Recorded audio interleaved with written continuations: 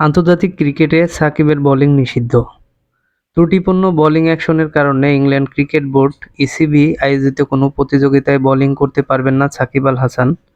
এটা এখন পুরাতন খবর। এবার জানা গেল বাংলাদেশ ক্রিকেট বোর্ড বিসিবি আয়োজিত ঘরোয়া টুর্নামেন্ট ছাড়া কোথাও বোলিং করতে পারবেন না তিনি। আজ রোববার 15 ডিসেম্বর বিসিবির একটি সূত্রে এমন তথ্য জানিয়েছে।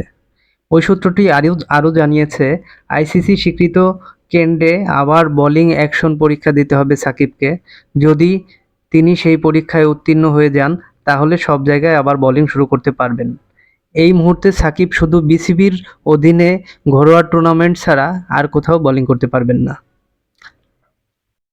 এর আগে গত 2 সেপ্টেম্বর কাউন্টি চ্যাম্পিয়নশিপ ম্যাচে সাকিবের বোলিং অ্যাকশন সন্দেহ প্রকাশ করে আম্পায়াররা। পরে গত 2 ডিসেম্বর ইংল্যান্ডে বোলিং অ্যাকশন পরীক্ষা দেন সাকিব।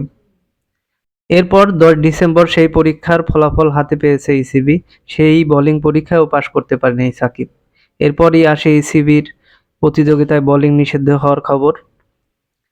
এর আগে গত 5 আগস্ট রাজনৈতিক পট পরিবর্তনের আপাতত সাকিব বাংলাদেশে ফেরার সম্ভাবনা নেই বললেই চলে।